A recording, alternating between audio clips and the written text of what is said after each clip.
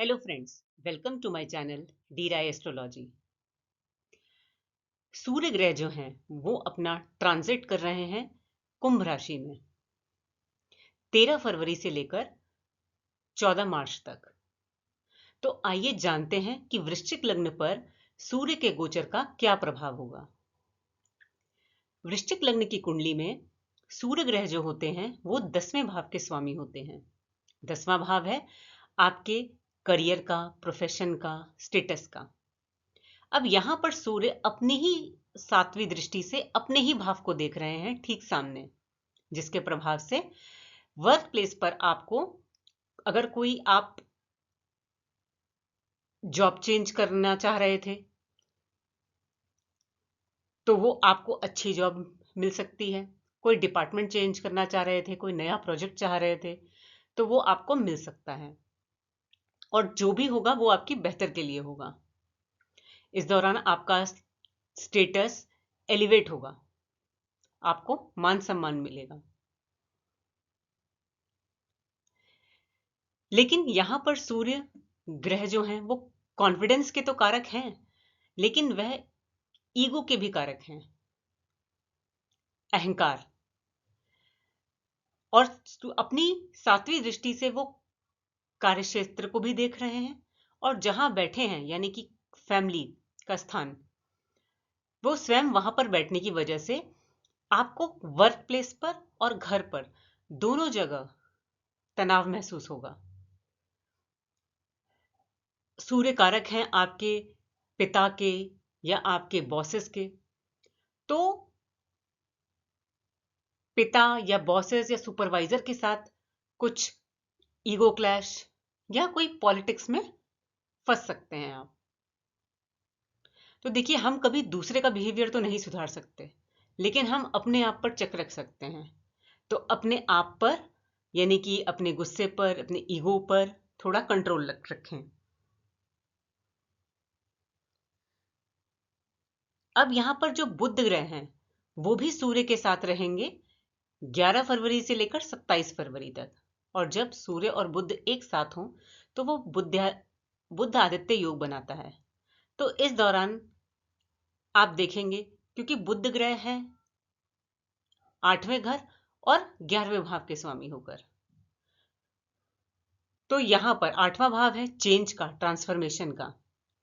तो यहां पर अगर आपका कोई भी चेंज होगा करियर रिलेटेड, प्रोफेशन में, वो अच्छे के लिए होगा, क्योंकि बुध ग्रह लाभ के भी कारक हैं, विश फुलफिलमेंट के भी कारक हैं, यानी कि जो आप चाहते हैं, जैसा आप चाहते हैं वैसा।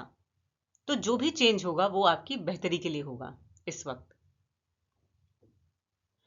और 11वां भाव होता है हमारे दोस्तों का, फ्रेंडशिप का, और बैठे हैं 4th हाउस में, जो कि हमारी फैमिली का भी कारक है और हमारी मन की शांति का भी कारक है।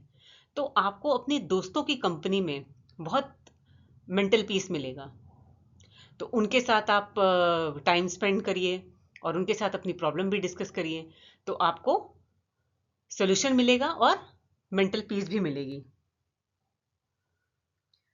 अब बुध जो का है, बुध ग्रह जो है वो बुद्धि के भी कारक हैं। तो आप अपने कार्य क्षेत्र में या अपने घर पर जो भी आपको प्रॉब्लम से निपटना है, अपने बुद्धि के बल पर उसको आप सॉल्व करिए। जल्दीबाजी में आकर कोई भी एक्शन ना लें। अब 8वां जो घर है वो एस्ट्रोलॉजी, ऑकल्ट या रिसर्च वर्क का भी है, या ऑडिटिंग, इंश्योरेंस। तो आप ये सारे काम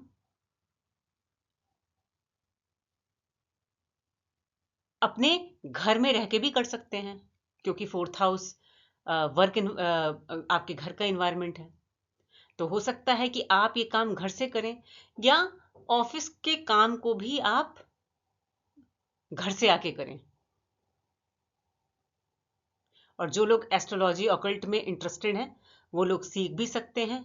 और जब आप ये सीखेंगे या पढ़ेंगे कोई भी सीक्रेटिव विद्या, ऑकल्ट, एस्ट्रोलॉजी, या कोई रिसर्च वर्क भी कर रहे हैं, तो ये जो पढ़ाई है, ये जो ज्ञान है, ये भी आपको मन की शांति देगा।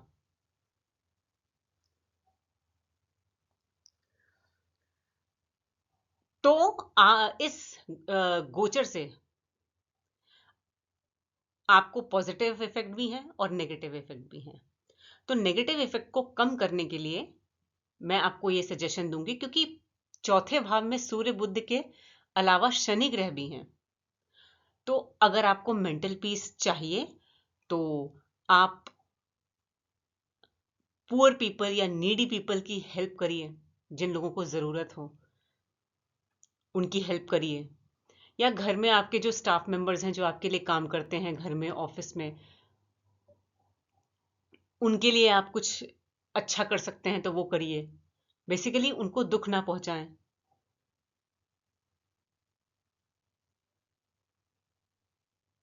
तो ये सारी रेमेडी आप कर सकते हैं।